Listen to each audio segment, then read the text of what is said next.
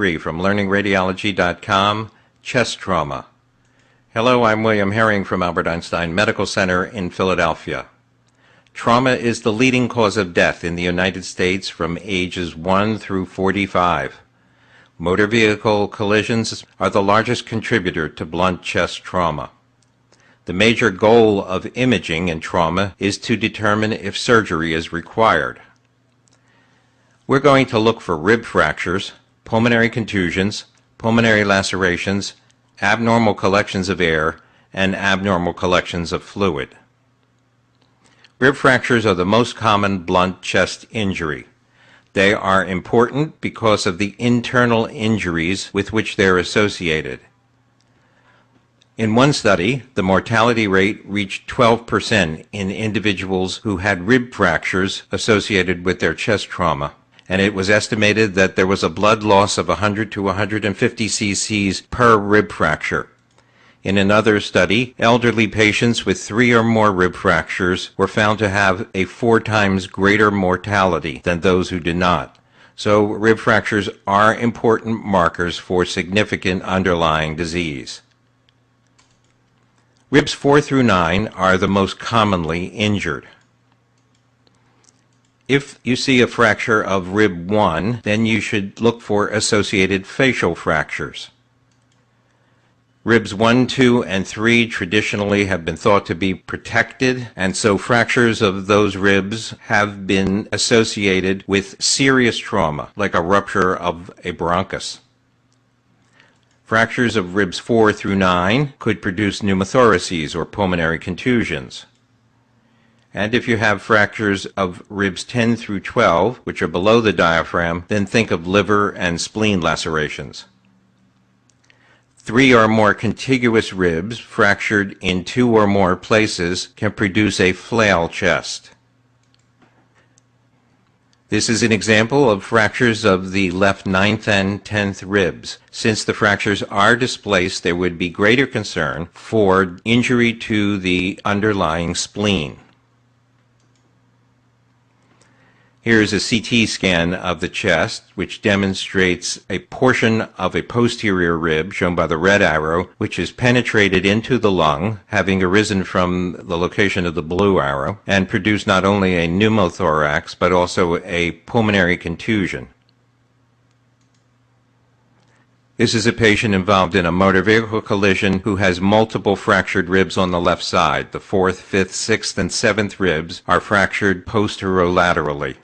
The 4th rib, we can see the 2 blue arrows, is fractured in 2 locations. There is an associated pulmonary contusion. This patient did have a flail chest on the left side. Flail chests are relatively uncommon. They're defined as 2 or more fractures in 3 contiguous ribs. The flailed segment moves paradoxically with respiration, so that it moves inward on inspiration and outward on expiration. There is almost always an accompanying lung contusion with a flail chest, and it has about a 10% mortality. Pulmonary contusions are the most common pulmonary injury in blunt chest injury. They represent hemorrhage into the lung, usually at the point of impact. They appear within 6 hours of the injury, and they disappear characteristically within about 48 hours after they appear. This is an example of a pulmonary contusion caused by a gunshot. The red circle indicates the presence of bullet fragments in the chest wall, and in the lung, just beneath the fragments, we can see a fluffy, ill-defined airspace density that represents the pulmonary contusion at the site of maximum impact. Here is a CT scan of another patient who has airspace disease in the posterior aspect of the left lung, shown by the red arrow, that represents the pulmonary contusion. When we use bone windows, the blue arrow is pointing to the bullet in the chest wall immediately adjacent to the pulmonary contusion. Pulmonary lacerations, also known as traumatic lung cysts or traumatic hematomas, may not be initially apparent because of surrounding contusion. After the contusion is absorbed in 24 to 48 hours, then the laceration may become more visible. A laceration is actually a hole in the lung parenchyma. It usually occurs, as do contusions, in a subpleural location under the point of maximum impact. About half of all lacerations present as a fluid-filled structure, about half are air-filled. And unlike pulmonary contusions, pulmonary lacerations characteristically can take up to 6 months to clear. This is an example of a pulmonary laceration in the left lower lobe. We can see a relatively well-circumscribed soft tissue density in the left lateral aspect of the lung. Unlike a contusion, it has slightly better defined edges. In this patient, who also sustained blunt chest trauma, there is a pulmonary contusion represented by the fluffy airspace disease, in the center of which is a lucency that represents the pulmonary laceration. This is a CT scan of the chest in another patient with chest trauma. The red arrow is pointing to a pulmonary laceration that contains both air and fluid. The blue arrow is pointing to an adjacent pulmonary contusion. Abnormal collections of air include pneumothoraces, pneumomediastinum, pneumopericardium, and subcutaneous emphysema. Pneumothoraces are most frequently caused by rib fractures in trauma. They can also be caused by deceleration injuries or barotrauma. Almost all trauma patients who have a pneumothorax are treated with a chest tube.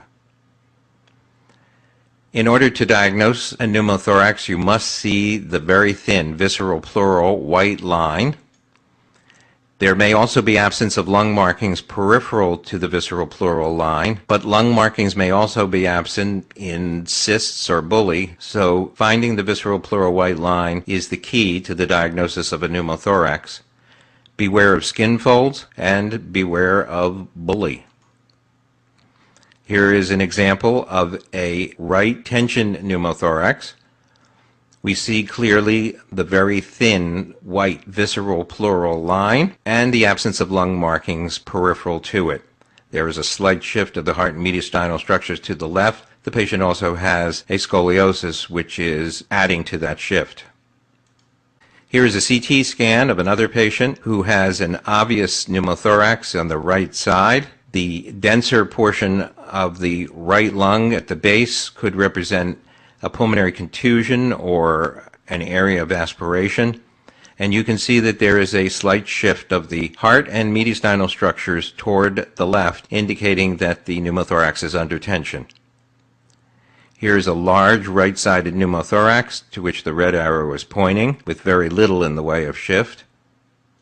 And this is a small pneumothorax, which should always be sought on the basilar images of a CT scan of the chest when a patient is having a CT scan of the abdomen and pelvis for trauma. Air will rise, of course, to the highest point, which is underneath the anterior chest abdominal wall, and it will be visible as it is here, shown by the red arrows, as a lucency without any pulmonary vasculature. And pneumomediastinum may develop after blunt trauma, secondary to pulmonary interstitial emphysema, in which there is a rupture of an alveolus and then tracking of the air back along the bronchovascular bundles to the mediastinum. The mediastinal pleura becomes displaced away from the heart border and presents as a thin white line which resembles a pneumothorax. One finding that can help differentiate the two is visualization of the central portion of the diaphragm, called the continuous diaphragm sign. This is an example of a patient with a pneumomediastinum. You can see that there is a very thin white line adjacent to the left heart border. And this is an example of a patient with a continuous diaphragm sign. Normally, the central portion of the diaphragm is not visible because it is silhouetted by the heart, which is of the same density as the diaphragm. But when there is air in the mediastinum, then we see the diaphragm continuously from one side to the other. And here is a CT scan of the upper thorax, which shows the presence of air surrounding the trachea, which is marked with a T, the esophagus, which is the round structure just to the left of the E, and the vessels. This is a pneumomediastinum on a chest CT. Here is a coronal reconstruction, which also shows pneumomediastinum. The white arrow is pointing to air which surrounds the heart. The red arrows show that this air extends above the level of the great vessels. It extends, in fact, into the neck, and this is a pneumomediastinum with subcutaneous emphysema. Pneumopericardium generally requires direct penetration of the pericardium. Air will appear around the heart, but it does not extend above the great vessels.